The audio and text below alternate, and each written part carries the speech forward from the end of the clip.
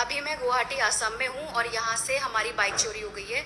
और जिन लोगों को नहीं पता है, मैं हूँ राइडर नौनी और लगभग 6 महीने की अपने भारत देश की आधे से भी ज्यादा जगहों पे मैं राइड कर चुकी हूँ।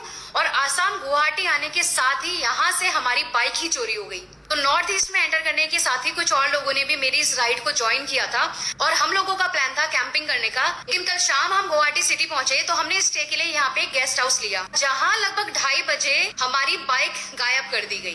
बात को इस वीडियो से बताने का पर्पस ये है कि इस पूरी घटना से मेरी इस पूरी राइड पे बहुत बड़ा इम्पैक्ट पड़ने वाला है। कैसे कैसे अपनी इस जर्नी को कंप्लीट कर रही हूँ, कहाँ से कैसे कैसे फाइनेंस को अरेंज कर रही हूँ, इस बात का सिर्फ मुझे ही पता है। और अभी मुझे आप लोगों के साथ की बहुत जरूरत है।